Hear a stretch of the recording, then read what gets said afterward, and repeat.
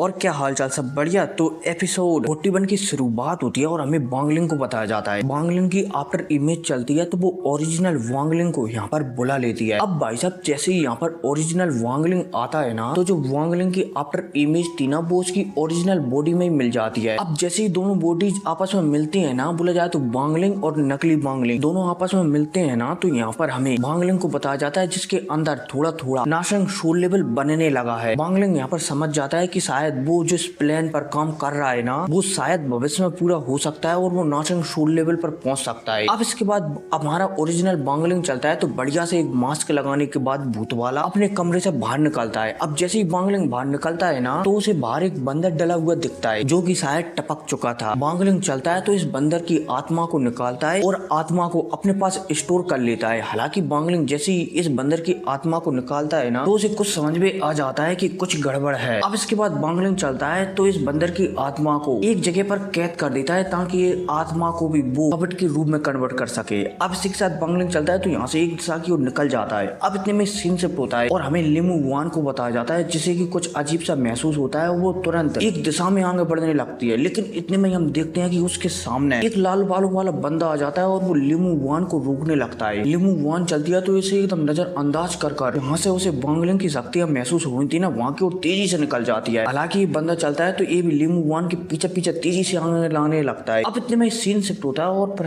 हमें हमारे वांगलिंग का दोस्त जो कि एक लड़की के पीछे पड़ा हुआ था उसको बताया जाता है, जिसके मास्टर उसे समझा रहे होते हैं कि मैंने तुमसे मना किया था ना कि तुम उस लड़की के पीछे मत जाना। देखो अगर आज मैं वहाँ पर तुम्हें बचाने के लिए समय पर नहीं पहुंचता तो शायद तुम जिंदा भी नहीं होते। वांगलिंग का दोस्त भी यहाँ पर समझ जाता है कि उसके मास्टर एकदम सही कह रहे हैं। हालांकि यहाँ पर वांगलिंग का दोस्त उदास और रो रहा था कि वो उस लड़की की बातों में क्यों लगा, और तो और उस लड़की की वजह से उसका अपना प्यारा सा बंदर भी मारा गया। अब भाई साहब यहाँ पर सब कुछ कहकर ये मास्टर यहाँ से चला जाता है। अब लेकिन थोड़ी देर बाद यहाँ पर हमारा वांगलिंग आता है और आते ही जो अभी तक किसी फॉर्मेशन में हमारे वांगलिंग का दोस्त कैद था ना, वो रिहा हो जाता है। अब भाई साहब जैसे वांगलिंग का दोस्त यहाँ पर किसी को आते हुए देखता है ना, पहले तो वो डर जाता है, लेकिन इतने में वांगलिंग चलता है तो इससे आवाज बदल कर कहने लगता है कि टेंशन मत लो, तुम्हारी मदद करने के लिए मुझे किसी ने कहा है, तो बताओ तुम क्या चाहते हो उस लड़की के साथ, मतलब कि उस लड़की को तुम क्या सजा देना चाहते हो। अब जैसे ही वांगलिंग का दोस्त यहाँ पर इस अजीब से बंदे की बात सुनता है ना, बोले जाए तो हमारे वांगलिंग की बात सुनता है ना, तो वांगलिंग का दोस्त चलता है तो इससे कहने लगता है कि मैं उस लड़की से कुछ भी नहीं चाहता। अगर मेरा बंदर, बोला जाए तो मेरे पास दो बंदर हैं, एक बंदर तो वो मारा गया है, अगर दूसरा बंदर भी मारा गया होगा तो मैं उनको मरता हुआ देखना चाहता हूँ, और अगर मेरा बंदर, बोला जाए तो दूसरा बंदर सही सलामत है ना, तो तुम्हें उस लड़की के साथ ज्यादा कुछ करने की कोई भी जरूरत नहीं है। अब भाई साहब जैसे ही यहाँ पर वांगलिंग का दोस्त एक कहता है ना, तो वांगलिंग चलता है तो यहाँ से गायब हो जाता है। इतने में सीन शिफ्ट होता है और हमें मू वान को बताया जाता है जो कि वांगलिंग एकदम पागलों की तरह ढूंढ रही होती है। अब इतने में वांगलिंग भी ये सेंस कर लेता है कि मू वान उसके बहुत ही ज्यादा करीब है, इसलिए वांगलिंग यहाँ से अचानक गायब हो जाता है। अब इतने में सीन शिफ्ट होता है और यहीं पर हमें मू वान को आते हुए बताया जाता है और मू वान के साथ वो लाल बालों वाला बंदे को भी आता हुआ बताया जाता है। अब जैसे ही मू वान यहाँ पर आ जाती है ना, तो वो समझ जाती है कि वांगलिंग शायद उससे मिलना नहीं चाहता। वो चलती है तो यहाँ पर कहने लगती है कि मेरे से, मतलब कि मुझसे क्या गलती हो गई है जो तुम मेरी शक्ल भी देखना नहीं चाहते। मैंने तुम्हारे लिए इतनी मेहनत की है, तुम्हारे लिए इतना इंतजार किया है, और तुम मुझसे मिलना भी नहीं चाहते।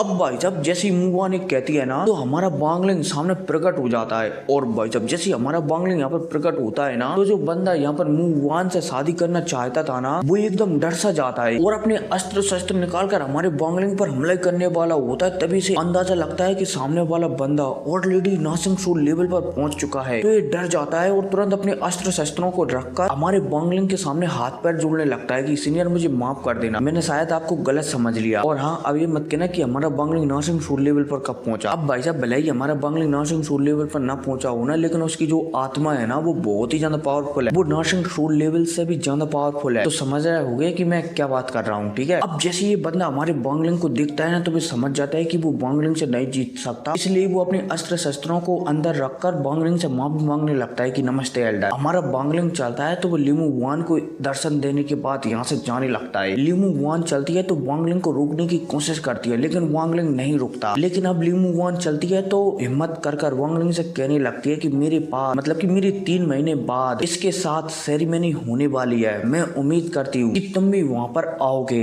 अब भाई साहब जैसे यहाँ पर लिमू वान कहती है ना, वांगलिंग चलता है तो लिमू वान को कांग्रेचुलेशन कहकर यहाँ से चला जाता है। अब इतने में हमें लिमू वान को दिखाया जाता जाता है, जो कि वांगलिंग को यहाँ से जाती हुई देखकर बहुत ही ज्यादा उदास हो जाती है और फूट फूट कर रोने लगती है कि मैंने तुम्हारा 200 सालों तक इंतजार किया और तुम मेरे साथ ऐसा सब कुछ कर रहे हो। I hate you my Lian, I hate you. और भाई साहब यह कहकर अब लिमू वान चलती है तो वो भी अपने कमरे की ओर निकल जाती है। अब इतने में हम इसी बंदे को देखते हैं, लाल बालों वाले बंदे को, जो कि बहुत ही ज्यादा गुस्सा हो जाता है। लाल बालों वाला बंदा चलता है तो लिमू वान की ओर देख कर कहने लगता है कि एक बार मेरी तुमसे शादी हो जाने दो, तब मैं तुम्हें दिखूंगा तुम्हारी अक्ल को कैसे ठिकाने लगाना है। अब इतने में हम हमारे बांगलिंग को देखते हैं, जो कि सीधा उसी दिशा में जा रहा होता है जिस दिशा में उसके दोस्त ने उसे जाने के लिए कहा था कि लड़कियों का हॉस्टल वहाँ पर है और तुम्हें चैन वहीं पर मिलेगा, मतलब कि चैन वहीं पर मिलेगी। अब भाई साहब हमारा बांगलिंग जा ही रहा होता है, तभी हमारे बांगलिंग को रास्ते में एक बुड्ढा मिल जाता है और एक बुड्ढा चलता है तो बिना कुछ कहे सीधा हमारे बांगलिंग पर हमला कर देता है। और इस बुड्ढे का जो पावर लेवल है ना वो नासिंग शोल लेवल पर है। अब जब हमारा बांगलिंग इस बुड्ढे को अपने ऊपर ऐसा पावर मतलब कि ऐसा हमला करते हुए देखता है ना तो हमारा बांगलिंग चलता है तो यहाँ पर एक बहुत ही तगड़ा फॉर्मेशन बना देता है और इस बुड्ढे को यहीं पर पेड़ कर बोले जाए तो चकमा देकर यहाँ से